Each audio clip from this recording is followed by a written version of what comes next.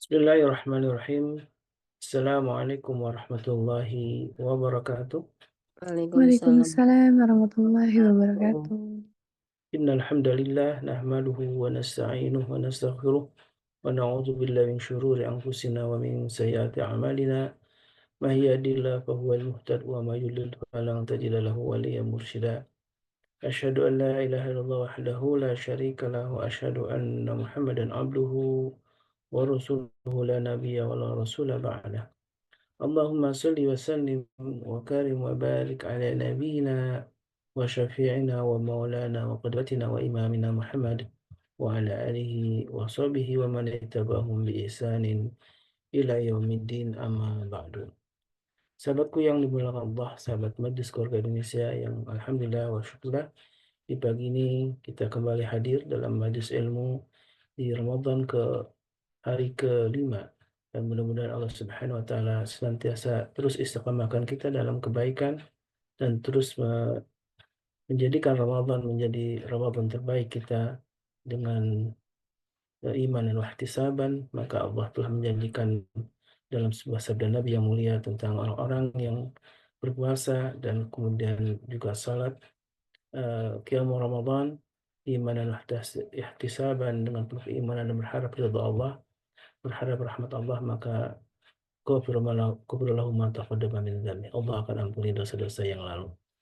Salawat dan salam tentu menjadi keharusan kita untuk senantiasa kita haturkan kepada Nabi kita baginda Rasulullah SAW sebagai bentuk cinta kita kepada beliau dan tentu kepada keluarga beliau dan juga para sahabatnya. Mudah-mudahan salawat juga disampaikan untuk kepada mereka, termasuk untuk kita sahabat keluarga Allah, para jamaah MKI yang tentu bagian dari umat Nabi Sallallahu Alaihi Wasallam, yang mudah-mudahan kita termasuk yang dirindukan oleh Rasulullah karena keimanan kita, termasuk orang yang tegak dalam sunnah-sunnahnya. Wabil khusus di Ramadan ini tentu banyak sekali sunnah-sunnah dari Nabi kita yang bisa kita lakukan, dan tentu uh, istiqamah kita dalam hadis ilmu menjadi sebuah kenikmatan yang harus kita syukuri, di mana sementara orang barangkali di pagi hari ini mungkin ada bahkan ya ada yang masih tidur ya, karena eh, mungkin bangun sahur tidak terbiasa gitu ya, kemudian eh, bangun dini hari gitu ya, dan lain sebagainya. Kita bersyukur kita dimudahkan oleh Allah Subhanahu Wa Taala untuk tidak memejamkan mata, kemudian terus istiqamah menghadiri majelis ilmu yang dipandu oleh guru kita Ustaz Dadi Al-Jumai Hafizahullah Ta'ala.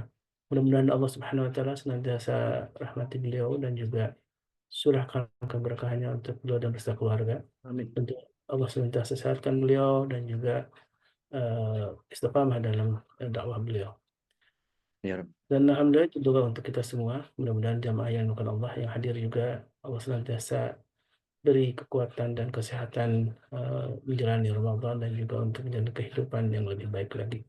Dan alhamdulillah di pagi ini kita akan membahas sebuah tema tentang Asmaul Husna. Setiap hari Rabu kita alhamdulillah bersamai dalam sebuah kajian tentang bagaimana kita ma'rifatullah, memahami zat yang telah menciptakan kita, Allah Subhanahu wa taala, dengan kita mengenal salah satunya sifat-sifat dari Allah Subhanahu wa taala.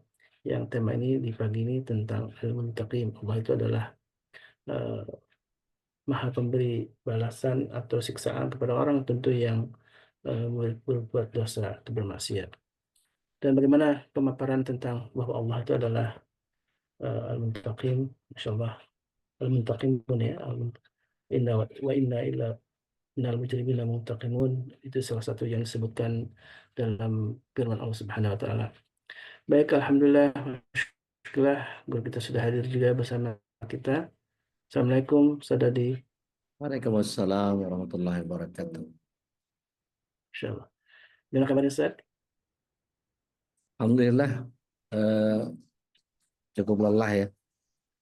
Eh, Alhamdulillah meskipun belum bisa keluar dari rumah, eh, jalanan masih setengah betis dan di rumah sudah dari semata kaki tadi malam. Alhamdulillah sudah tinggal udah air udah keluar, cuman harus kerja bakti lagi untuk ngepel, ngangkat lumpurnya agak lama prosesnya, jadi ya dinikmatin aja. Allah kok lagi sayang sama hambanya kan gitu, disebut inna ilaha idza ahabba qauman ibtalah faman radiya falahu ridha wa man sakhita falahu sukat. Sungguh ketika Allah itu cinta sama hambanya pasti diberikan musibah. Sesiapa yang ridha maka Allah ridha, tapi siapa yang marah maka Allah lebih marah daripada. Jadi enggak ada pilihan lain kecuali kita ridha saja atas ketentuan. Tentu ini bagian yang di tempat kami mungkin nggak terlalu parah. Di Bekasi hampir semuanya terendam, dan ada beberapa tempat yang mobil tinggal setengah kerendam, ada yang sampai atap dan seterusnya. Ya mudah-mudahan jadi hikmah yang banyak buat kami semua. Amin, amin, Allahumma amin. Mudah-mudahan Allah segera angkat ya musibah ini, dan tentu Amin. yang paling penting itu tadi kita termasuk ridho ya terhadap musibah ini, dan ini bagian dari pahala yang Allah akan limpahkan bagi hamba-hambanya yang ridho dengan semua takdir Allah yang Allah tetap terapkan. Baik, Ustaz, ini Al-Muntaqimun ya. Allah Maha Pemberi eh, apa namanya, balasan, Balasan. balasan, dan Allah menyiksa tentu orang-orang yang berdosa gitu ya. Dan ini tema yang tentu mengingatkan kita betapa eh, syadidul iqab ya. Allah itu memang sangat keras siksaannya, dan kita tentu harus berhati-hati, harus takut ya dengan semua azab Allah, sehingga kita dalam berperilaku sangat eh, memperhatikan apa yang disyariatkan, apa yang dilarang itu saja ya. Apa yang dibolehkan, apa yang dilarang, apa yang diperintahkan, apa yang dilarang. Dan inilah bagian yang mudah-mudahan membangun kesadaran kita semua jamaah Masjid Sekolah Indonesia. Baik, saya tafadhol masykura, kita mulai kajian tentang tema Asmaul Husna ini, dan silakan jamaah untuk mempersiapkan diri, hatinya dibuka, kemudian mudah-mudahan Allah bukakan pintu hidayah untuk kita semua. Amin Allahumma. Baik. Syukran jazakumullah. Ta'ala fikum ya insyaallah. Bismillah. Salatu wassalamu ala Rasulillah. Assalamualaikum warahmatullahi wabarakatuh. Waalaikumsalam. Waalaikumsalam warahmatullahi wabarakatuh. Alhamdulillah, alhamdulillah ala kulli halin. Alhamdulillahilladzi anzalna sakinata fi qulubil muslimin walladzi anzalna qur'ana fi qulubil mu'minin. Asyhadu an la ilaha illallah wahdahu la syarika lah, asyhadu anna Muhammadan abduhu wa rasuluhu la nabi wa rasul ba'da. Allahumma salli wa sallim wa barik ala nabiyyina Muhammadin wa ala alihi wa sahbihi wa mawala wa la hawla wa la quwwata illa billah amma ba'd. Bapak Ibu yang dirahmati Allah SWT, calon penghuni surga semuanya, tentu kesyukuran adalah bagian dari sebuah keniscayaan. Dan salawat serta salam semoga senantiasa tercurah ke hadirat Rasulullah SAW, berikut para keluarga, sahabat, dan para pecinta risalah dan syariat beliau hingga akhir zaman. Mudah-mudahan kita yang hadir pada kesempatan pagi hari ini bisa menjadi bagian dari golongan orang-orang yang mendapatkan syafaat beliau kelak di akhirat. Amin. Teriring harapan bahwa seluruh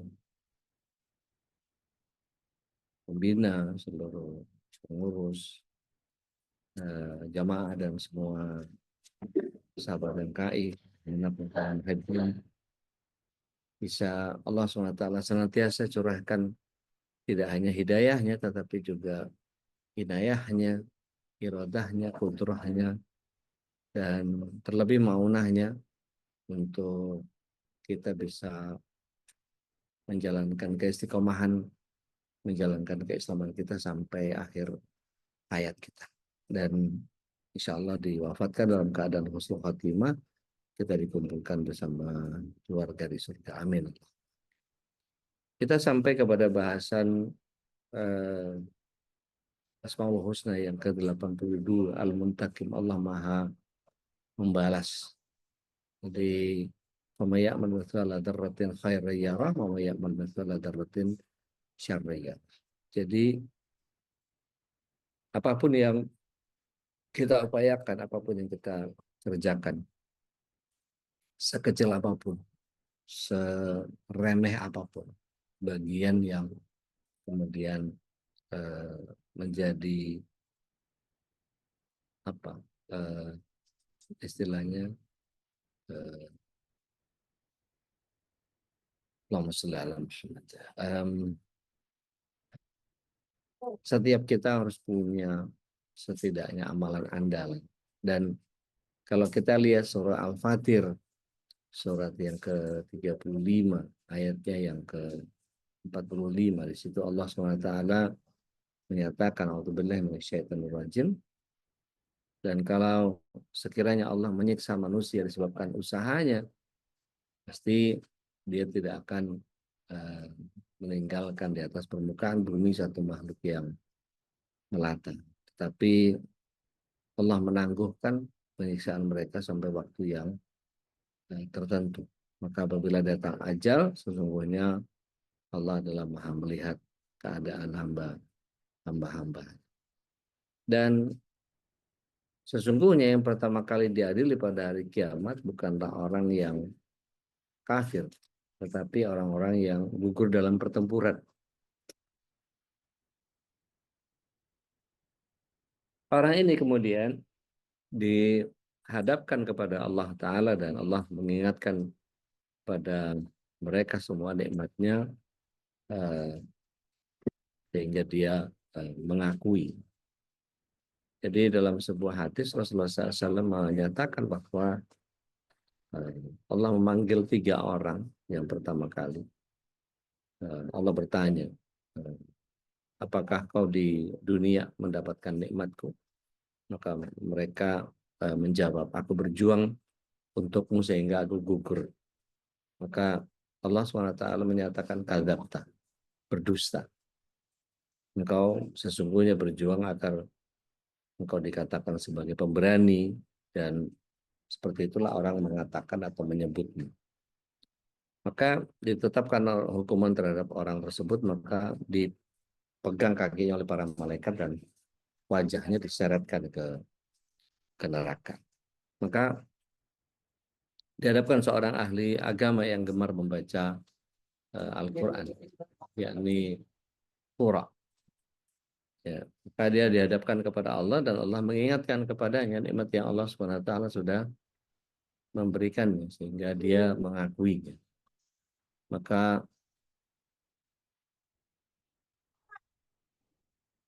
Allah Azza wa Jalla bertanya, apa yang kau lakukan dengan nikmat-nikmat yang telah aku berikan? Maka dia menjawab, aku mempelajari pengetahuan agama ini dan mengajarkannya serta membaca Al-Quran untukmu. Lagi-lagi Allah SWT menyatakan kadzabta. Bahkan sampai malaikat di bawah arsy itu juga mengatakan kadzabta. Kau telah berdusta dan sesungguhnya engkau belajar agar kau disebut orang yang alim, membaca Al-Quran agar disebut orang yang baik bacaannya, qari. Dan seperti itulah orang mengatakan atau memberikan penilaian terhadapmu. Lalu ditetapkan hukuman kepada orang ini, dipegang kakinya, kemudian diseretkan di neraka. Begitu pula seseorang yang dermawan, yang dia selalu berusaha untuk mendermakan hartanya, dan kemudian ditanya juga oleh Allah SWT, untuk apa nikmat yang telah berikan kepada mereka. Mereka mengatakan, kami mendermakan itu untuk mendapatkan keridhaanmu dan seterusnya. Tapi lagi-lagi Allah SWT menyatakan kadzab, kalian berdusta. Sesungguhnya yang ingin kalian dapatkan adalah gelar kemuliaan di mata manusia, bukan di mata Allah Tabaraka wa Ta'ala. Maka sesungguhnya kau pantas masuk ke surga, tetapi kalian harus masuk neraka. Maka lagi-lagi diserampak kakinya dan kemudian diseret ke neraka. Jadi tidak ada yang luput dari pandangan Allah Azza wa Jalla, meskipun hanya lintasan pikiran atau penempatan niat di dalam hati. Seperti yang paling sering saya sampaikan bahwa hadisnya Umar adalah ini nama al-malu biniat. Kata Syekh Mutawali Sya'rawi, dikatakan bahwa berapa banyak orang yang punya amalan-amalan besar menjadi kecil subhanahu wa ta'ala di akhirat nanti karena niat. Begitu pula orang-orang yang mengerjakan amalan-amalan kecil tapi menjadi begitu besar di mata Allah di akhirat nanti hanya karena niat. Jadi penting bagi kita untuk melakukan segala sesuatu memaknai sejak dari ranah niat. Kalau kita merenungkan kisah yang kita bisa melihat betapa jelasnya Allah mengungkap kedustaan tiga orang tadi, seorang pejuang, seorang alim, dan seorang penderma yang tidak terlihat oleh manusia. Karena ketidaktulusan niat inilah yang kemudian Allah Ta'ala membalas keduanya atau ketiganya dengan neraka. Maka Allah membalas amal yang dilakukan manusia setelah amal lahir itu ataupun amal batin yang sesuai dengan kapasitasnya sebagai al-muntaqim, Allah yang maha membalas. Nah, ada penjelasan dari Rasulullah SAW ketika berbicara dengan kondisi niat atau amal yang kita jalankan. Ini rusak karena sesuatu yang kita kerjakan beriringan dengannya atau sesuatu yang sejatinya adalah kondisi di mana setiap orang kemudian harus mempertanggungjawabkan itu. Rasulullah SAW menyatakan bahwa malaikat hafadzah itu membawa niat atau amal seseorang itu seperti yang kita bahas di bulan Sya'ban atau di hari Kamis setiap kali sepekan berlalu. Ini bagian yang kemudian malaikat hafadzah ini membawa amalan-amalan itu sampai ke langit yang pertama. Tetapi oleh penjaga petala langit yang pertama ditanya apakah dari sekian banyak amal yang dia lakukan itu dia ada riya. Ketika ada riya maka amal itu tidak jadi dibawa ke Allah. Begitu pula di petala langit yang kedua, adakah dia melakukan amal ini karena sum'ah. Begitu juga di petala langit yang ketiga, apakah dia menyakiti orang lain, dan seterusnya sampai ke petala langit yang ketujuh, dan kemudian malaikat hafadzah membawa amalia ini kepada Allah Tabaraka wa Ta'ala, dan malaikat hafadzah meminta kepada Allah, ya Allah terimalah amalan si fulan ini. Allah SWT berfirman, sesungguhnya kalian para malaikat ini hanya mencatat dohirnya saja. Batinnya yang penuh keikhlasan hanya aku yang tahu. Dan ini menjadi sebuah kesulitan untuk kita menghadirkan amalan-amalan andalan ketika tidak ada ketulusan sebuah niat daripada setiap kita. Nah, Bapak Ibu yang dirahmati Allah SWT, tidak ada yang luput dari pandangan Allah Azza wa Jalla yang kemudian akan mengungkap semua bagian yang selama ini mungkin kita sembunyikan. Dan kemunafikan kita akan terbongkar.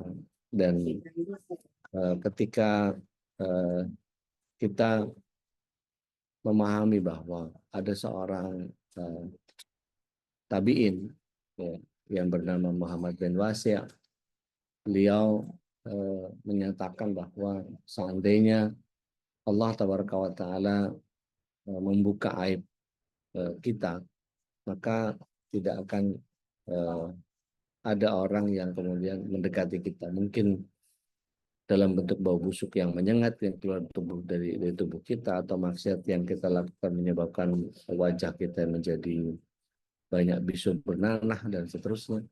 maka tidak akan ada orang yang mau kenal dengan kita atau mau mendekat kepada kita. Alhamdulillah Allah tutup aib kita dan kemudian eh, nanti akan dipertanggungjawabkan kepada Allah semuanya.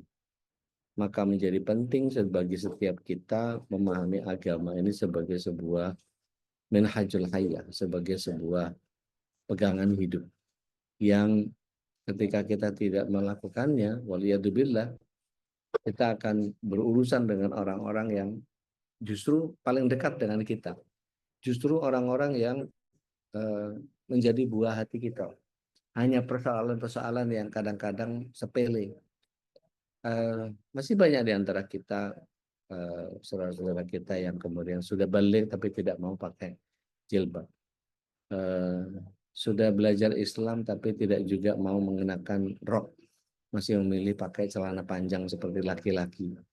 Banyak yang tidak mau pakai kaos kaki, padahal dipandang oleh begitu banyak orang di luar sana yang bukan mahram. Berapa banyak laki-laki yang enggan mau ke masjid. Berapa banyak orang yang kemudian tidak mau membaca Al-Quran. Berapa banyak di antara kita yang rekening masih riba, dan seterusnya, dan seterusnya, dan seterusnya.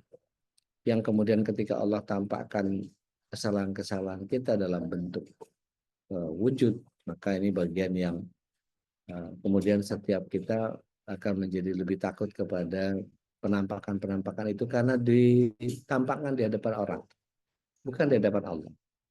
Berapa banyak di antara kita yang dengan santainya dia bisa melakukan maksiat ketika dia sendiri, akan tetapi ketika tampil di depan begitu banyak orang dia menjadi sosok yang mengagumkan, penuh pesona, dan hampir menjadi pusat perhatian begitu banyak orang.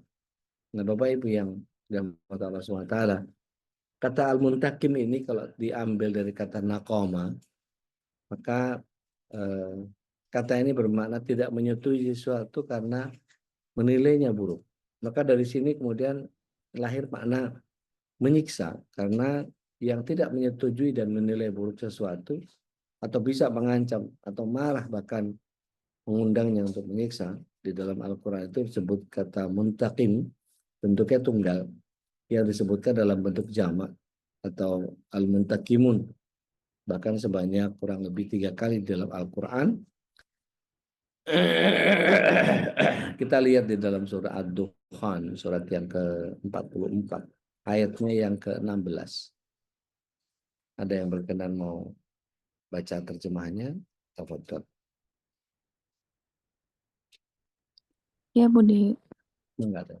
Ad-Dukhan ayat 16. 16 tadi ya. Auzubillahiminasyaitonirrajim. Ingatlah pada hari ketika kami menghantam mereka dengan keras. Kami pasti memberi balasan. Jadi ketika Allah memberikan hantaman yang keras ini, tunggu Allah akan memberikan muntakib, pembalasan yang menjadi sangat luar biasa. Meskipun kesannya tampak keras dan tanpa ampun, Allah Al-Muntakim ini tidak langsung memberikan balasan atas kedurhakaan manusia. Ada toleransi ya yang Allah sediakan bagi manusia untuk bertobat dan memperbaiki dirinya. Dan tentu rahmat Allah adalah mendahului murka. Maka Allah tanpa henti memperingatkan manusia melalui para utusannya atau melalui bencana alam dan kesulitan. Ya. Semua dilakukan karena Allah sangat menyayangi manusia dan tidak ingin manusia celaka, binasa, dan ditimpa aneka keburukan. Saat ini di Bekasi terutama banyak yang kemudian terdampak dengan banjir ini, sehingga mereka lebih khawatir kepada dunianya ketimbang imannya. Banyak orang yang kemudian khawatir dengan keadaan harta bendanya ketimbang kepada imannya, dan ini yang kemudian membuat kita menjadi disadarkan oleh Allah SWT betapa harta benda yang kita sayangi itu betul-betul dijadikan oleh Allah Taala sebagai bahan hinaan.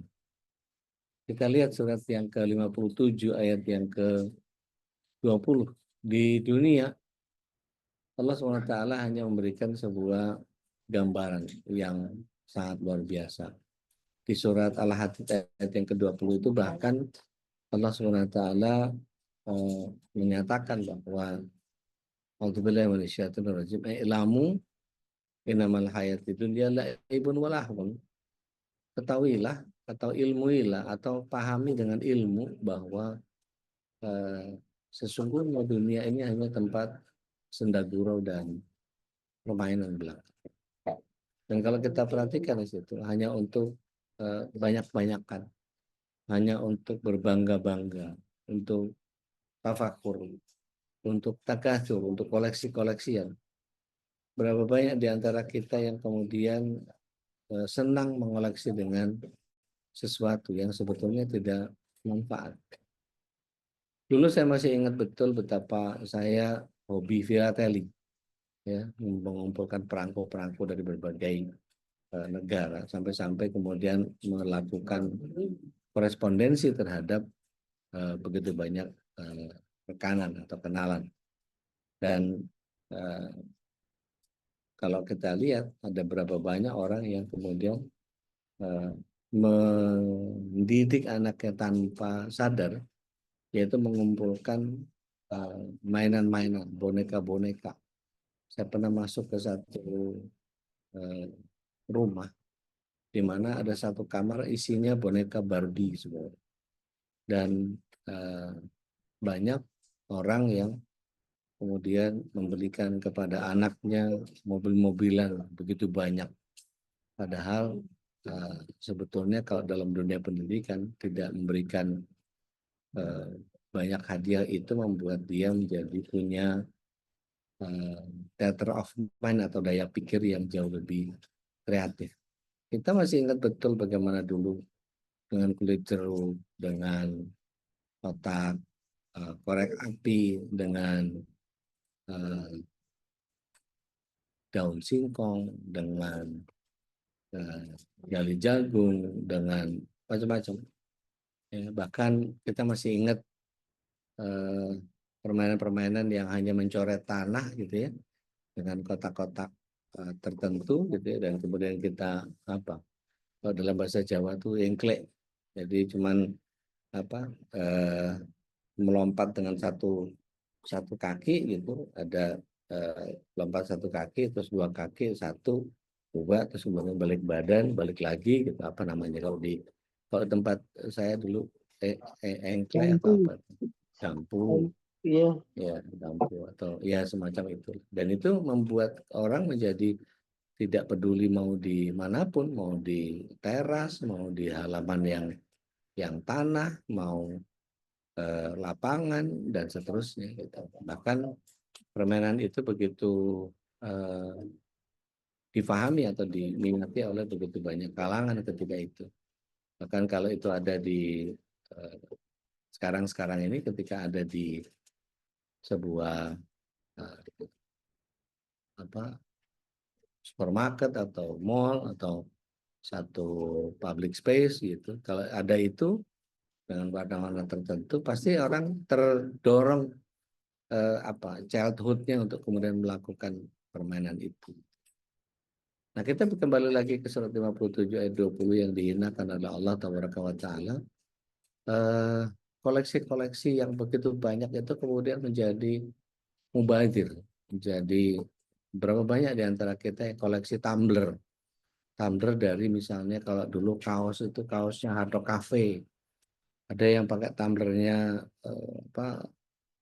warung kopi yang sedang diboikot. Belum lagi anak-anak kita kalau makan di restoran-restoran tertentu itu mendapatkan koleksi hadiah yang berseri, gitu ya.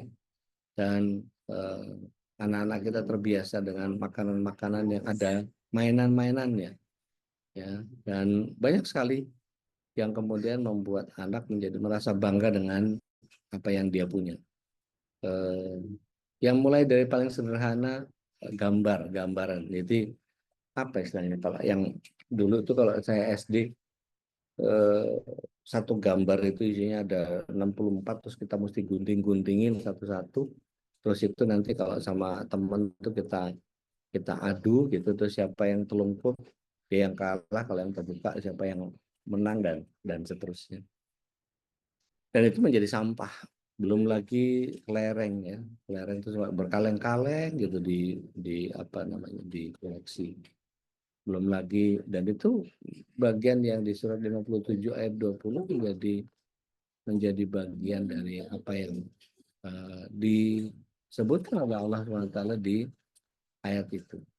Dan kalau diteruskan, dikatakan oleh Allah SWT bahwa seperti halnya petani yang digembirakan dengan hasil panen. Ya. Begitu tumbuh, kemudian menguning, dan kemudian dipanen, dan kemudian menjadi dihabisi oleh mereka. Seperti kita tahu bahwa para petani itu ketika sudah selesai panen, maka jeraminya dibakar gitu ya, sampai seringkali menyebabkan beberapa persawahan di samping tol itu menyebabkan kecelakaan karena asap apa namanya, bakaran pertanian itu bekas panen menjadi sangat mengganggu, dan seterusnya. Belum lagi bicara tentang tren apa, produk-produk yang branded ya. Kalau tasnya nggak buatan Amerika, kalau nggak buatan Yahudi, rasanya kurang prestis. Kalau nggak LV, kalau nggak Gucci, kalau nggak Chanel, gitu. Seolah-olah menjadi tabu untuk dikenakan. Seolah-olah kalau eh, apa, bahkan di kalangan ibu-ibu pengajian sekalipun, mereka ada yang sampai koleksi tas tertentu. Sekarang kalau kita tanya nih, berapa minimal tas yang harus dimiliki oleh seorang perempuan, padahal kalau ditanya gitu ya, tidak tidak tidak usah banyak, tapi beli saja satu yang kemudian multifungsi. Nah, ini menjadi mentah di kalangan para wanita biasanya. Seandainya kita tanya gitu ya, berapa banyak tas yang harus dimiliki gitu ya. Kita contoh misalnya masa lalunya Teh Nadia kan kelihatan dari thrifting apa, tas-tas apa namanya, tas-tas kecilnya gitu ya, tas-tas itu mulai dari tas kecil yang hanya muat lipstick, yang hanya muat tisu, dan seterusnya, sampai kepada eh, tote bag yang bermacam-macam, yang beragam, dan bahkan sampai ke ada yang punya serial. Jadi mulai dari kopernya, travel bagnya, kemudian sampai kepada pouch yang ada. Bahkan di satu store itu satu pouch kecil saja hanya untuk penyimpan apa namanya, satu pouch kecil saja bisa berharga jutaan hanya karena merek merek tertentu. Begitu pula dengan kacamata koleksinya, belum lagi, dan seterusnya. Kalau ditanya berapa berapa berapa banyak tas yang harus dipunyai, seolah-olah kalau pergi ke tempat ini sama pergi ke tempat lain tasnya harus ganti. Belum lagi matching dengan warna dari kostumnya.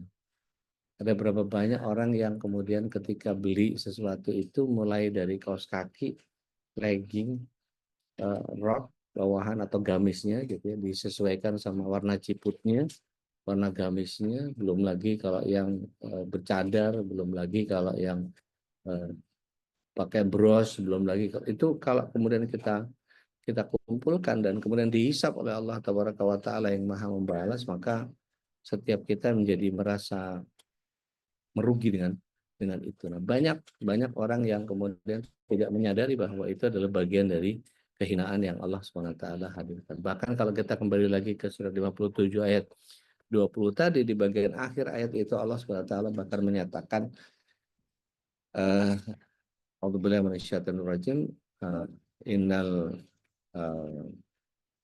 hayati dunya wa mal hayati dunya illa mata'ul ghurur, dan sesungguhnya kehidupan dunia itu hanya kesenangan yang menipu. Sementara kesenangan yang sebenarnya ada di akhirat. Kalau kita perhatikan betapa Allah SWT tidak punya konsep kemuliaan di dalam keduniaan, kita lihat juga di dalam surat yang ke-11, ayat yang ke-15, ayat yang ke-16, ini sering kali saya angkat supaya kita betul-betul paham bahwa ternyata ayat yang begitu bombastis menurut saya, dunia ini dihinakan. Berapa banyak orang yang kemudian berlomba-lomba untuk keduniaan. Saya pernah kenal dengan salah satu jamaah umroh yang kemudian dia punya sekitar 53 mobil Land Cruiser. Land Rover. Dan Land Rover itu dari mulai tahun 50-an sampai yang paling baru. Dan itu Insya Allah, kalau kita bandingkan dengan bagaimana ibadahnya, bagaimana sholatnya, dan seterusnya. Area untuk menyimpan garasi 53 Land Rover itu kalau dia jadikan sebagai sebuah rumah tahfiz, sebagai pesantren, sebagai area pendidikan atau pusat pendidikan, dan memberikan manfaat kepada banyak orang, pasti dia jauh lebih mulia urusannya kepada Allah Tabaraka wa Ta'ala. Di surat 11 ayat 15 ayat 16 itu cukup rasanya membuat kita menjadi gentar terhadap keduniaan ini. Sama-sama kita lihat surat yang ke-11 ayat yang ke-15 ayat ke-16. Tafadhol Maskur, kalau ada yang berkenan mau baca. Saya udah. Mangga, silakan. A'udzubillahi minasyaitonirrajim. Barang siapa yang menghendaki kehidupan dunia dan perhiasannya, niscaya kami berikan kepada mereka balasan pekerjaan mereka di dunia dengan sempurna, dan mereka di dunia itu tidak akan dirugikan. Yang ke-16-nya, itulah orang-orang yang tidak memperoleh di akhirat, kecuali neraka, dan lenyaplah di akhirat itu apa yang telah mereka usahakan di dunia, dan sia-sialah apa yang telah mereka kerjakan. Ya. Dan itu mengerikan. Kalau misalnya satu saat Mbak Reni ini qadarullah yang punya dinar khairul razikin ya Mbak Reni ya. Iya, siar Kalau Mas aja. iya, artinya kalau kemudian niatnya jadi berubah menjadi kolektor dan kemudian tidak niatnya salah, tidak syiar emasnya dalam mengembalikan khitahnya Muslim itu adalah seharusnya menjadi bagian yang harus kita sama-sama pahami. Seperti kemarin saya sampaikan bahwa berapa banyak orang yang kemudian dihabisi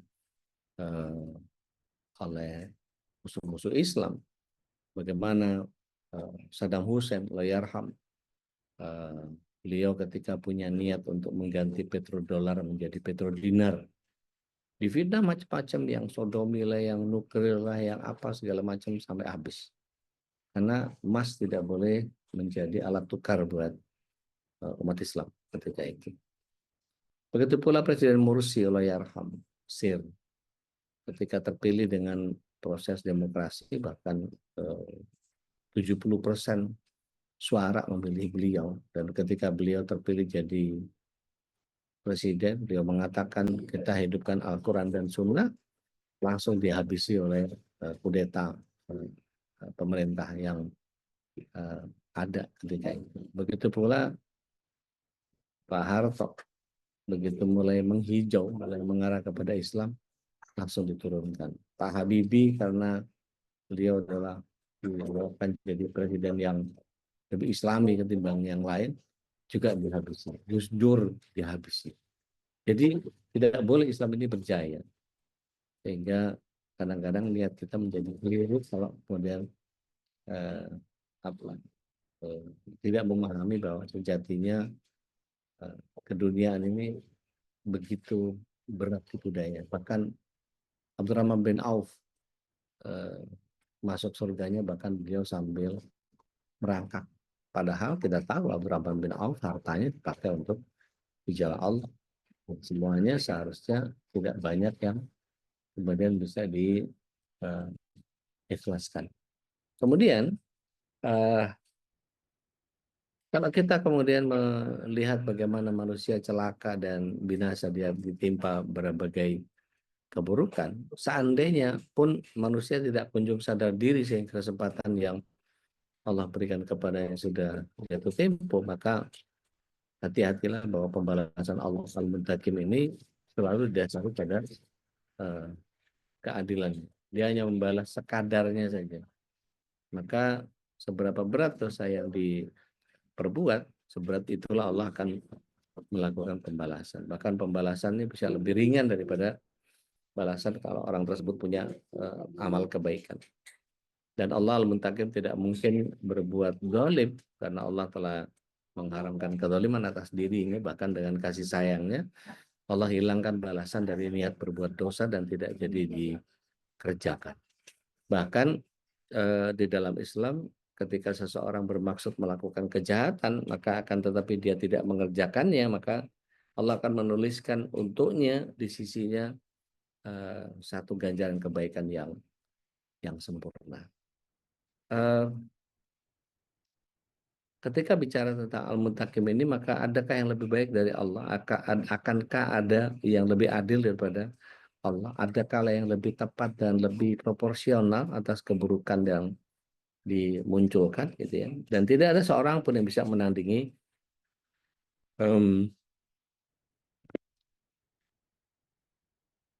tidak hanya kesempurnaan, tapi kebaikan, keadilan, dan ketepatan perhitungan selain Allah tidak mungkin bisa dilakukan.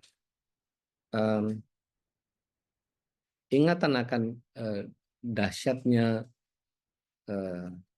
sakaratul maut dan rangkaian peristiwa setelah penghisapan, maka ini bagian yang kemudian bisa menjaga kita dari kemaksiatan. Maka Sayyidina Ali bin Abi Thalib karramallahu wajhahu, beliau menyatakan bahwa tidaklah beriman seseorang yang dalam satu harinya dia tidak mengingat kematian. Dan ini menjadi awareness untuk kita bahwa apa yang kita punya ini akan dikembalikan kepada Allah. Masih ingat konsep rezeki bahwa apa yang kita makan akan membusuk, apa yang kita belanjakan akan lapuk. Itu. Maka banyaknya infak sedekah itu yang harus kita tumpuk. Dalam pengertian ketika kita bicara tentang rezeki, maka yang kita makan jadi kotoran, yang kita belanjakan jadi warisan, dan yang kita infakkan ini akan jadi kekekalan.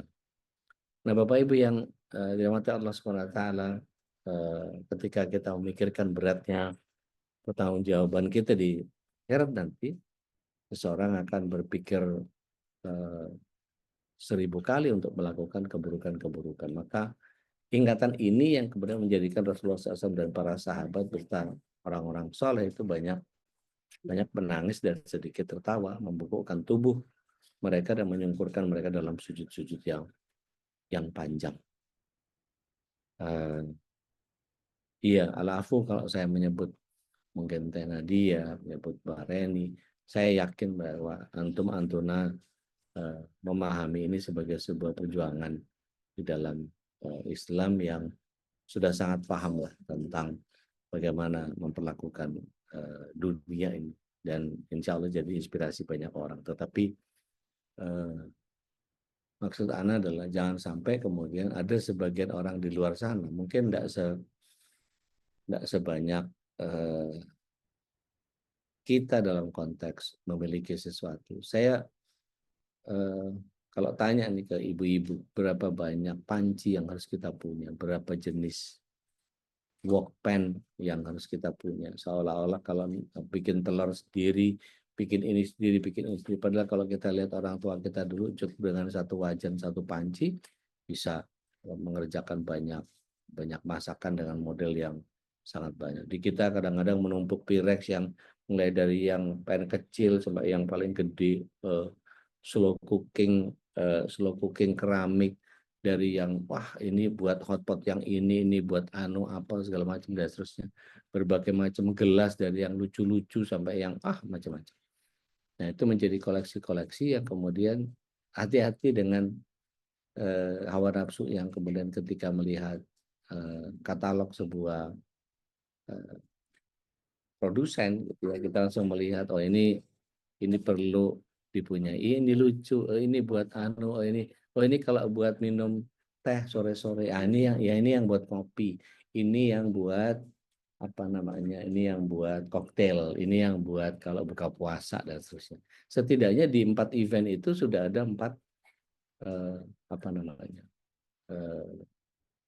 4 event. Padahal sebenarnya kalau kita lihat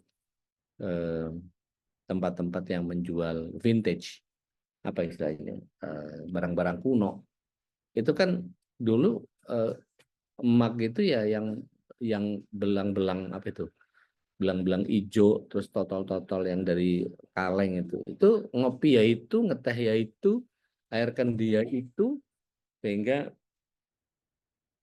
one for all itu jauh lebih apa istilahnya, one for all itu lebih multi manfaat. Nah, sekarang ini seolah-olah harus special gitu. Ini buat yang ini buat ini buat perabotan lurik kayak gitu, Mbak Dwi.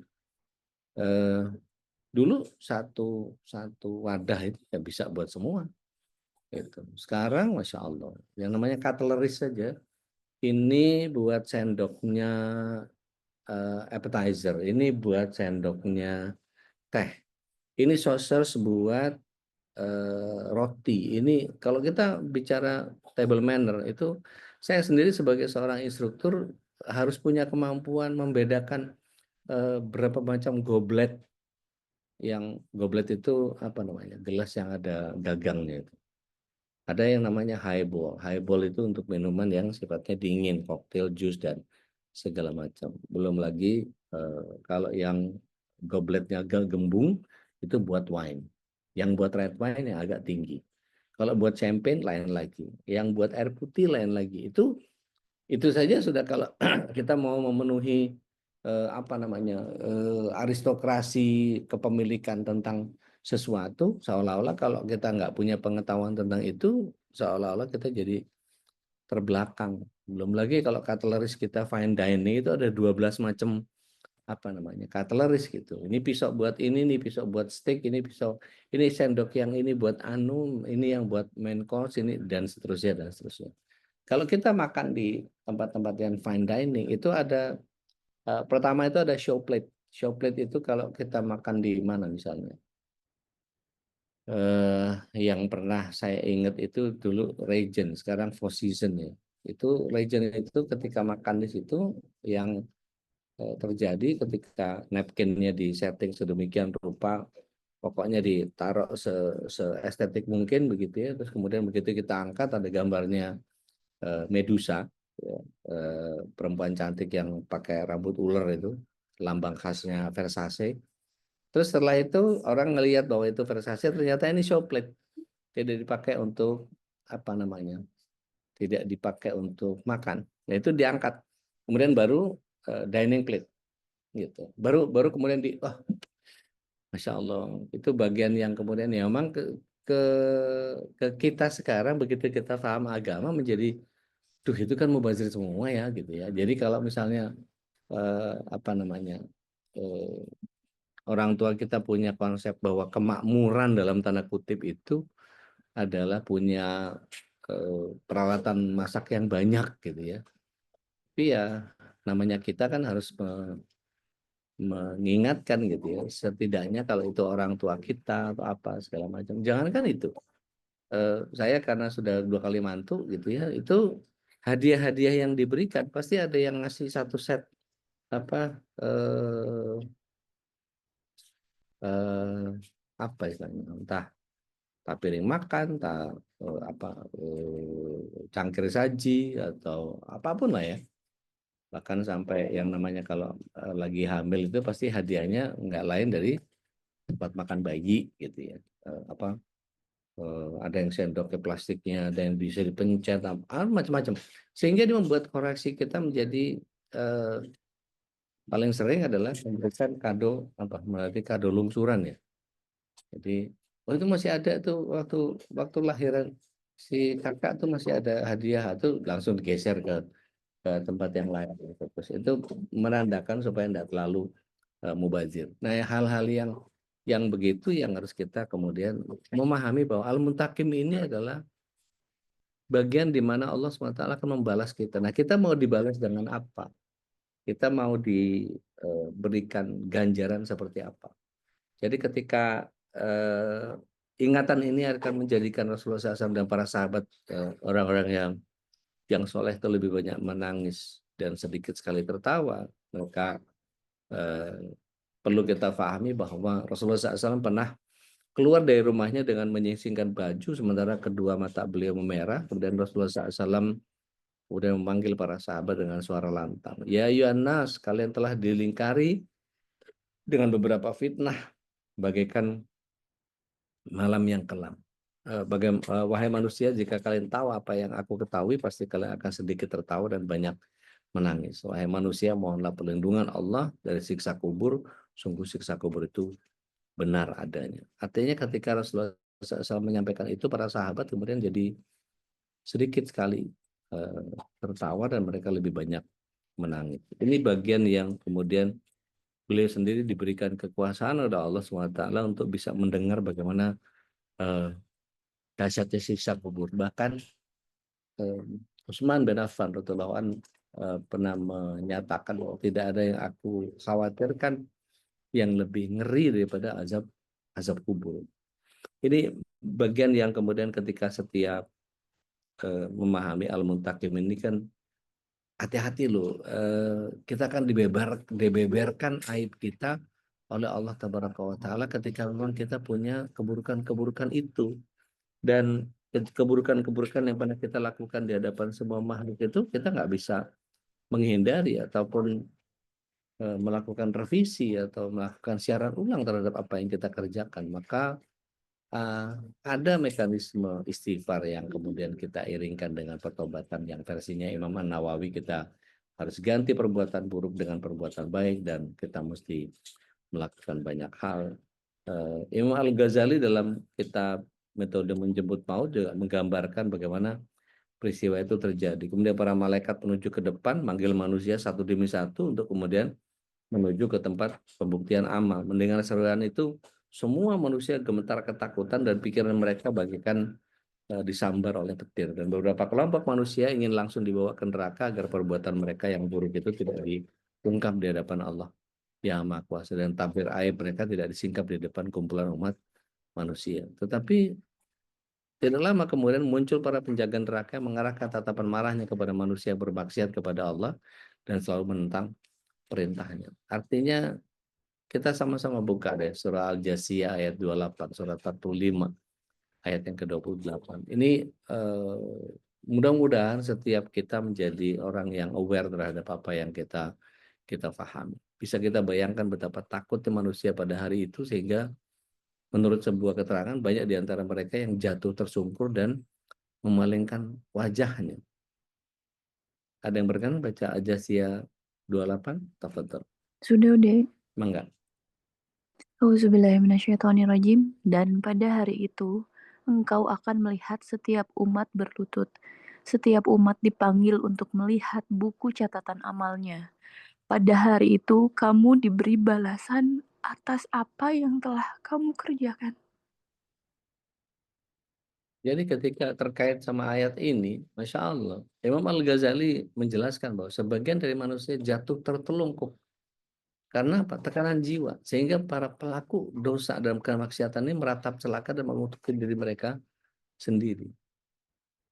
Tapi begini, kita tidak boleh larut dalam kesedihan terhadap apa yang kita lakukan. Kita harus juga memahami bahwa Allah itu nggak sekejam itu. Allah itu maha pengasih. Allah itu maha penyayang. Dan sebelum peristiwa ini benar-benar menimpa kita, kita masih diberikan perkenan untuk memperbaiki amalan-amalan kita. Dan kemudian bersiap untuk kemudian melakukan penghindaran terhadap itu semua. Dan Allah berjanji akan menutupi aib orang yang beriman. Dalam sebuah hadis qudsi dikatakan bahwa aku akan menyembunyikan perbuatanmu itu untukmu di dunia, dan hari ini engkau aku ampuni. Ini yang kemudian harus kita pahami dengan benar konsepnya.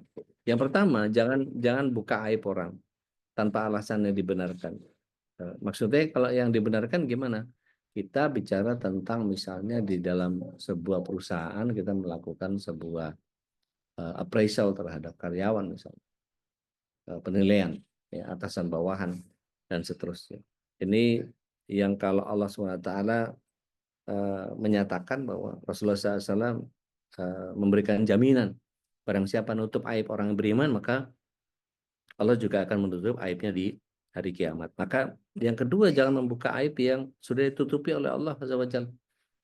Jadi jangan menjadi mujahir, memunculkan apa namanya, memunculkan kemaksiatan. Wah, saya dulu kalau pokoknya semua kemaksiatan apa saja sudah pernah saya lakukan kecuali membunuh orang, misalnya begitu ya. Itu seolah-olah dia dulunya bangga betul menjadi ahli maksiat. Maka sembunyikan.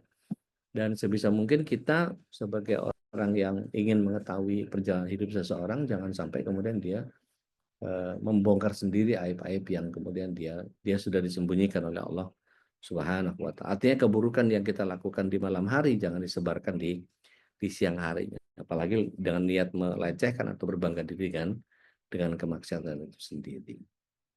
Bahasan Al-Mutakim ini saya nggak tahu apakah bisa selesai satu pertemuan atau harus 2 atau 3 pertemuan, karena kita bicara tentang balasan-balasan Allah di hari kiamat itu akan seperti apa, maka ini kembalikan kepada kita semua. Sebelum saya kembalikan ke Ustadz Khalis, saya ingin kita semua memahami bahwa apa yang kita lakukan sekecil apapun, maka pasti akan dikembalikan kepada Allah Tabaraka wa Ta'ala. Izin saya kembalikan dulu ke Ustadz Khalis Bakri, mudah-mudahan kita bisa memahami lebih tuntas di pertemuan-pertemuan yang akan datang, sehingga kita punya khazanah pemahaman yang cukup ketika berbicara tentang ma'rifatullah pada kesempatan pagi ini. Untuk itu saya serahkan dulu ke Ustaz Khalis. Tafadhol maskur ya Ustaz. Alhamdulillah, jazakallah. Mudah-mudahan sebagaimana tadi yang juga sampaikan, kita termasuk orang yang makin memahami tentang ma'rifatullah, tentang asma-asma Allah, sifat-sifat Allah, dan Al-Mutakim ini mudah-mudahan juga menjadi kita makin waspada saja. Karena tidak ada satupun yang terlewat catatan amal kita ini. Semuanya akan terhitung, walaupun disebutkan sebiji kalau dulu sebiji sawi, padahal mungkin penerjemahannya itu lebih dari itu ya. Sekecil apapun, bahkan kalau disebut dengan atom, makan yang lebih kecil lagi, subatom atau yang lebih kecil lagi, apapun yang sudah kita lakukan, semua Allah akan membalasnya. Dan mudah-mudahan Allah Subhanahu wa Ta'ala menungkar rahmatnya untuk kita bagi orang itu yang beriman dan beramal soleh, maka Allah akan gantikan semua keburukan kita dengan kebaikan-kebaikan. Ya Rabb. Allah. Baik, masih ada waktu kita untuk berbagi rahmat ya. Untuk mungkin ada ingin mendalami, bertanya kepada Ude, silakan. Tapi sebentar simak dulu informasi komersial berikut ini.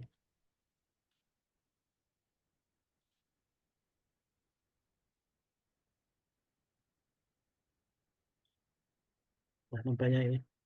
Baik, lanjut aja ke jamaah. Silakan yang ingin langsung bertanya.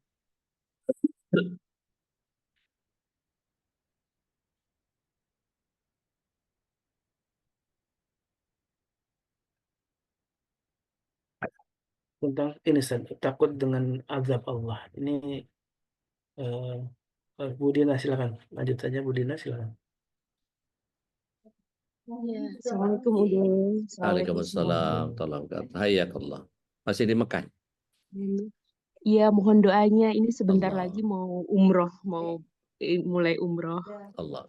Nanti ini after subuh. Kemarin harusnya jam 9 malam, qadarullah kondisi Mekah macet parah. Jadi ada beberapa jamaah yang belum bisa nyampe ke sini, yang via bus gitu. Alhamdulillah kami kan lewat Haramain kemarin, jadi nyampe duluan, jadi terhalang gitu. Yang lewat bus sudah keburu ditutup, jadi mau nggak mau nunggu, akhirnya diundur ke habis subuh ini, insya Allah. Mohon doanya. Baik. Ya, sallallahu Nah, Ya, udah mungkin yang tadi udah bahas gitu ya terkait sekecil apapun yang kita perbuat gitu ya, itu akan ada balasan Allah. Masya Allah, udah Dina di sini ngerasain banget gitu. Dina ngerasain banget hal tersebut gitu maksudnya. Dari kemarin di Madinah sampai di sini Dina cuma bisa banyak nangis gitu. Apa yang Allah apa yang Allah berikan ke kami gitu. Banyak hal yang Masya Allah gitu. Dan kodrullah gitu ya, Dina dapat kabar dari teman-teman di Indonesia gitu. Mungkin daerah Udi juga kena banjir gitu, apalagi di dekat rumah tuh Masya Allah gitu, yang nggak pernah Dina ini tahu gitu. Dan beberapa jamaah juga ada rumahnya yang kebanjiran yang cukup parah gitu kan.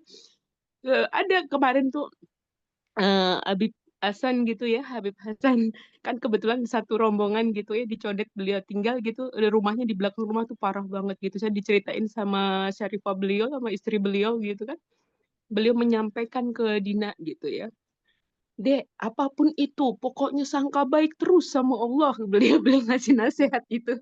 Nasihat itu ngena banget gitu, sangka baik terus apapun yang terjadi, kayak kita mau diundur apa-apa dan di sini tuh bener-bener ya Masya Allah ya, kita memang bener-bener apa yang kita ucap tuh kadang kejadian gitu ya. Nah, yang ditanyakan gitu Ude gitu kan, untuk sangka baik terus sama Allah itu kan butuh proses ya. Dan Ya, itu bukan hal yang mudah ya. Bener gitu, kadang kan ada aja gitu yang unik-unik, jamaah yang unik-unik, yang suka nggak sesuai dengan apa yang ada dilakukan oleh kita rombongan bersama, atau nyeleneh aja. Dan kebetulan ini juga ada yang seperti itu gitu. Itu ya. Masya Allah gitu, kadang nguji kesabaran kami gitu kan, yang hal-hal yang seperti itu Ude gitu. Nah, Hmm. tips nih ya Ude gitu, karena memang Masya Allah gitu ya, untuk di sini memang benar-benar fisik sama sabar yang diuji di sini gitu. Mohon nasihatnya Ude gitu, maksudnya agar kita benar-benar ikhlas, ridho untuk menjaga keikhlasan kita gitu, Ude. Nuhun. Baik, baik. Bismillah. Salatu wassalamu ala Rasulillah. Mekah Madinah itu tidak sama dengan kita traveling ke around the world. Karena Mekah Madinah itu yang menjaga adalah para malaikat. Dan ketika kita memahami bahwa ada begitu banyak malaikat Allah yang apa istilahnya mengawal kita, maka bahkan ada pemahaman bahwa di tanah haram itu tidak ada hijab antara manusia dengan Allah nih. Sehingga kalau kemudian kita punya kepekaan yang cukup, sebetulnya kita bisa lihat di dalam surat ada dua ayat di dalam Al-Baqarah itu, yang satu bicara tentang zon, yang satu bicara tentang pengambilan hikmah. Kita mulai dari yang ayat 216 dulu surah Al-Baqarah, baru kemudian kita masuk ke surat 2 ayat 269. Tafadhal mashkur. Ada yang berkenan di surat 2 ayat 216 itu? Saya udah. Mangga. A'udzubillahi minasyaitonirrajim. Diwajibkan atas kamu berperang, padahal itu tidak menyenangkan bagimu. Namun boleh jadi kamu tidak menyenangi sesuatu, padahal itu baik bagimu. Ya. Dan boleh jadi kamu menyukai sesuatu, padahal itu tidak baik bagimu. Ya. Allah mengetahui sedangkan kamu tidak mengetahui. Masya Allah. Mamalif syukran. Barakallah. Jadi ketika kita tahu bahwa Allah SWT menghadirkan sesuatu itu, kadang-kadang memang harus kita pahami apa maksud Allah dengan menghadirkan itu. Sangat boleh jadi karena Allah SWT gunakan analogi perang gitu ya. Perang ini nggak ada yang suka orang. Tetapi Allah SWT kemudian menghadirkan wa asa an takrahu syai'a wa huwa khairul lakum. Boleh jadi kamu nggak suka sama perang, tetapi itu justru baik buat kamu. Nah, kita lihat hikmahnya. Kenapa kok perang jadi malah baik? Orang kalau wafat bisa langsung jadi syahid. Dia bisa mengangkat 70 orang menuju kepada surga. Dia diampuni dosanya dari tetes darah yang pertama. Dan seterusnya. Sehingga banyak sekali privilege yang diberikan kepada para syuhada. Dan begitu juga sebaliknya, di ayat yang berikutnya, di frase yang ketiga, disebut bahwa wa asa an tuhibbu syai'an wa huwa syarrul lakum. Boleh jadi kamu suka sesuatu. Ini kan bicara tentang want sama needs-nya kita. Tapi kata Allah SWT bahwa syarrul lakum, Boleh jadi kamu cinta sesuatu, padahal itu buruk buat kamu. Betapa syahwat dan syubhat yang bertebaran di sekitar kita ini kadang-kadang merusak pola pikir kita ketika kita tidak mengandalkan kedekatan kita kepada Allah. Maka ayat yang kedua, Mbak Din, di surat Al-Baqarah ayat yang ke-269 itu sangat jelas Allah SWT memberikan kesempatan kepada kita untuk menggunakan akal sehat kita. Di ayat itu Allah SWT menyatakan a'udzubillahi minasyaitonirrajim. Yu'til hikmah mayasya. Hikmah itu hanya diberikan kepada yang Allah kehendaki. Wa may yu'tal hikmata faqad utiya khairan katsira. Sesiapa yang mendapatkan hikmah itu maka sesungguhnya dia mendapat begitu banyak kebaikan. Wa may yadhakkaru illa ulil albab. Di frase yang ketiga ini Allah SWT menyatakan hanya orang yang mau mempergunakan akal sehatnya sajalah yang mampu mengambil pembelajaran. Jadi betul kata orang-orang yang melaksanakan perjalanan ibadah ke sana itu seolah-olah seperti lebih dekat kepada apa namanya, kepada bagian yang kalau berdoa langsung spontan, kalau seolah-olah melakukan kejahatan langsung dibalas, seolah-olah begitu ya. Kalau saya lihat kemarin ada laporan bahwa ada orang kesurupan lagi tawaf gitu, ternyata begitu ditelisik dia punya khodam pesugihan. Ada orang yang kemudian dibawa ke sana, udah tawaf tapi nggak bisa lihat Ka'bah. Itu kan begitu ditanya, kenapa nggak bisa lihat Ka'bah? Ternyata dia pemakan riba dan seterusnya. Tapi ada banyak orang yang kemudian mohon izin, dimudahkan sama Allah SWT, diberangkatkan umroh, bisa haji dengan semua kemudahan gitu. Dan di sana lancar prosesnya, nggak ada halangan sama sekali. Everything goes well, seolah-olah semua itu kayak diperuntukkan untuk dia, seolah-olah dimudahkan itu bagian yang kemudian membuat dia seolah-olah doanya diterima, doanya dikabul, dan dia menjalankan semua dengan itinerary yang sangat luar biasa, perjalanan yang penuh hikmah dan seterusnya. Ketika ditanya bagaimana, dia alhamdulillah dimudahkan apa semua segala macam. Begitu kembali ke Indonesia, balik munafik lagi. Ini yang banyak. Dan itu menjadi bagian yang wow, nggak ada bekasnya gitu umroh, nggak ada bekasnya haji gitu, nggak pernah bekasnya ngaji dan seterusnya. Jadi waliyadzubillah, mudah-mudahan setiap kita diberikan kekuatan untuk kemudian Allah SWT memberikan begitu banyak pembelajaran kepada kita. Kurang lebih seperti itu, Mbak Din. Baik, nuhun Ude. Mangga, Doakan barakallah. sehat ya Insyaallah, Ude. yasarallah Doakan. insyaallah. Doakan kami semua di Jazakallah. sini bisa ke sana semua. Amin, amin. Iya, soalnya Barakallah. kakak lagi kurang baik-baik aja soalnya. Mohon doanya. Ya, Masya Allah, Iya, barakallah. mohon doanya. Yasarallah murah insyaallah. Saharallah Jazakallah. murah insyaallah.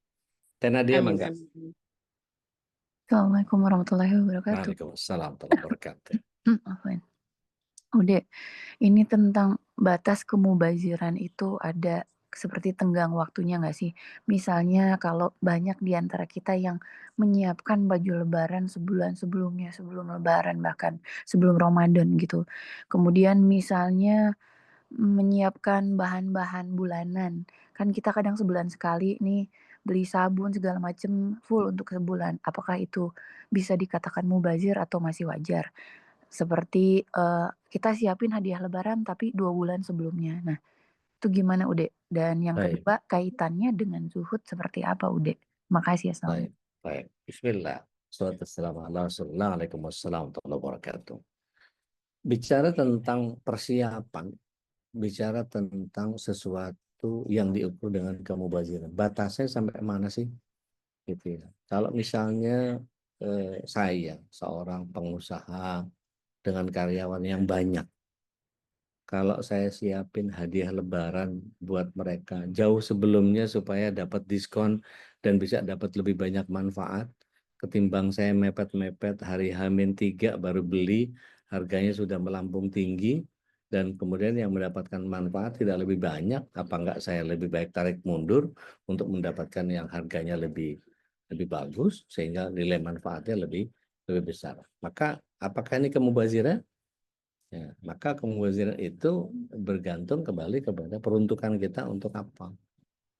Ya. Kemudian kalau misalnya nih, Teteh masih punya gamis yang bagus, jilbab yang bagus, gamis yang bagus. dengan pasmina, apalah segala macam dan seterusnya. Tadi yang saya bilang dari mulai manset, siput sampai kaos kaki dibikin matching semua sama tas-tasnya. Tapi kemudian karena masih punya itu, ternyata beli lagi karena belum ada yang pink, belum ada yang transparan, belum ada yang nerawang, belum ada yang pakai payet, belum ada. Jadi, nah padahal ada yang masih bisa dipakai gitu ya. Kalau misalnya gini, saya misalnya, mana yang kelihatan bisa dipakai kayak kemarin mungkin ada yang apa nggak berani komen saya soal pakai apa baseball hat gitu ya. Sekarang saya pakai rajut gitu, kadang-kadang pakai apa Yasma, kadang-kadang nah itu ya senyampainya aja, sekenanya aja. Tapi kalau niat saya adalah beli lagi untuk kemubaziran, maka yang tahu mubazir tidaknya itu kita. Maka lihat surat yang ke-17 ayat yang ke-27 di sana Allah SWT menyatakan dengan sangat tegas sekali, a'udzubillahi minasyaitonir rajim, innal mubadzirina kanu ikhwana syayatin. Orang yang senang mubazir itu saudaranya setan. Saudara loh ya. Bukan sadiqi syayatin, tapi ikhwana syayatin. Jadi saudaranya setan. Wa inna syayatin li rabbihi kafura. Dan sungguh setan itu kepada Rabbnya dia kufur. Bagian yang kemudian harus kita pahami juga kalau misalnya kita pengen punya apa namanya, pertanyaan yang kedua tadi lebih ke apa teh punten? Kaitannya dengan zuhud gimana, Ude? Oke, zuhud itu bagian yang seringkali begini. Kita harus punya pemahaman tentang zuhud itu bukan soal ketiadaan atau ketidakpunyaan. Jadi seorang salik dia pernah belajar kepada seorang masyayikh, ajari saya tentang zuhud. Maka dikatakan jangan belajar zuhud kepada saya, belajarlah sama kakak saya. Ditunjukin bahwa ini dari sini jalanlah ke sebelah arah tertentu dan kemudian kamu akan dapati sebuah rumah besar. Nah, itu di situ kakak saya. Namanya ini. Kemudian dia datangi karena pengen belajar zuhud. Begitu didatangi ternyata kehidupannya luar biasa. Punya kandang kuda yang banyak, punya rumah yang besar, meja makannya saja panjang, dan kemudian punya tukang masak yang sangat banyak, dan kemudian tamunya setiap kali datang itu jumlahnya banyak sekali sehingga sering kali makan-makan. Dan ketika di tempat nginepnya juga dihibur dengan wah itu yang namanya buah-buahan free flow pokoknya gitu, nggak pernah berhenti. Maka si Salik ini bingung, loh gimana sih ini? Katanya saya suruh belajar zuhud sama kakaknya. Kok kakaknya malah nggak menampakkan zuhudnya sama sekali? Maka dia kembali pulang ke tempatnya si adiknya. Syekh, kata antum belajar zuhud itu bagaimana ceritanya zuhud sama orang yang istalnya saja punya banyak kuda, kemudian apa namanya rumahnya sangat besar seperti istana, tempat makannya saja panjangnya nggak karuan dan punya banyak tukang masak dan seterusnya, pembantunya banyak sekali dan seterusnya. Bagaimana saya mau belajar zuhud dari situ? Maka dikatakan oleh mas syekhnya, kamu tahu nggak bahwa kuda-kuda itu dibeli untuk diberikan kepada orang lain. Dia tidak merasa memiliki bahwa kuda-kuda itu untuk dia sendiri, untuk dia elus-elus sendiri, untuk dia gunakan sendiri, untuk dia nunjukin ke orang dulu saya punya kuda, bukan? Gitu. Dia sengaja banyak tukang masak karena dia ingin menjamu begitu banyak orang. Justru zuhudnya pada berbaginya dia ini seperti itu. Jadi bukan seperti saya ditakdirkan miskin sama Allah SWT, tapi saya masih punya keinginan untuk keduniaan. Seandainya saya punya harta, seandainya saya punya rezeki dan seterusnya, maka kakak saya jauh lebih zuhud ketimbang saya. Jadi bukan keberadaan atau ketiadaan, bukan pada konsep materialnya, tetapi lebih kepada bagaimana hati kita meskipun punya segalanya, tetapi tidak pernah menjadikan dunia itu, kalau kata Umar, jangan pernah kau masukkan dalam hati, genggam dari tangan. Jadi kapanpun kamu mau melepasnya, maka lepas saja. Seperti saudara-saudara kita yang sekarang mobilnya mungkin sedang kerendam, mungkin rumahnya jadi lemari-lemari yang dari hardboard akan menjadi mekar karena kebanjiran, akan menjadi rusak. Mungkin dinding-dinding seperti lagi akan jamuran dan seterusnya, akan punya biaya ekstra untuk mengatasi itu semua dan seterusnya. Tapi justru karena dia tahu bahwa ini akan mendatangkan begitu banyak lapangan pekerjaan, akan memberikan begitu banyak rezeki buat banyak orang, lebih manfaat, maka dia akan lebih berfokus kepada bagaimana apa yang saya lakukan itu lebih memberikan manfaat kepada banyak orang. Tetapi kalau dia memfokuskan atau memusatkan pada dirinya pribadi sendiri, maka disitulah kemubadiran mulai berlangsung. Seperti tadi, gitu. Sudah punya panci yang sekian inch gitu, masih beli yang buat ini ya. Padahal bisa masak pakai panci aluminium yang itu, masih beli lagi karena ada koleksi baru dari merek tertentu yang kemudian kelihatannya lebih praktis karena alasan ini itu segala macam. Sudah punya kompor masih beli microwave, masih beli air fryer, masih beli. Padahal sebetulnya kalau kita melakukan satu kegiatan yang bisa menggunakan hanya satu kompor saja, kenapa kita harus punya microwave, kenapa kita harus punya air fryer, harus punya yang model ini, model itu, dan seterusnya, dan seterusnya. Justru di situ ketika keberlimpahan itu kita anggap sebagai pemilikan kita, maka disitulah zuhud mulai hancur. Gitu. Tapi ketika kita tahu bahwa mungkin kita punya semuanya, tapi dengan itu dia berusaha untuk menjadi manfaat untuk banyak orang. Maka disitulah zuhud bisa dimulai. Mudah-mudahan bisa difahami meskipun agak kelihatannya kayak logika terbalik gitu teh. Punten.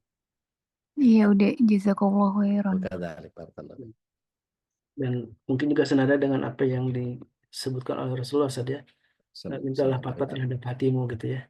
Karena akan masing-masing sangat situasional ya tadi ya, karena perbedaan-perbedaan kondisi. Tapi tentu tentang zuhud ini menjadi sebuah poin penting ya. Betapa ada orang yang berlimpah harta tapi menjadi tuan bagi hartanya. Sebaliknya ada orang yang hartanya sedikit tapi dia jadi budak dari Jadi harta. budak dari harta, Masya Allah. Mudah-mudahan kita terhindar ya dari Ya Rob. Ya Rob. Pokoknya kalau udah begitu ingat al-muntakim, kita akan dibalas sama Allah. Itu aja. Jadi apa, self awareness-nya lebih ketat gitu. Dan insya Allah akan dilanjutkan sedikit kajiannya. Insya Allah. Mudah-mudahan masih ada Mungkin dua, mungkin sekali lagi saya nggak tahu, Allah alam. Karena memang bahasan al-muntakim ini membuat kita seharusnya jauh lebih takut kepada Allah Tabaraka wa Ta'ala terhadap apa yang kita upayakan sekarang. Karena penyesalan itu kan selalu datangnya belakangan ya. Kalau di awal pendaftaran. Nah, ini yang udah daftar sanlat berapa orang nih supaya nggak menyesal di kemudian hari ini. Ya sekalian nih, silakan jamaah untuk segera mendaftarkan dirinya untuk hadir dalam sanlat. Kita insya Allah akan dibersamai oleh guru-guru kita, ada Ustaz Dodi, ada Ustaz juga ada Tuan Guru. Kita akan mempelajari tentang mengenal DNA keluarga kita saja.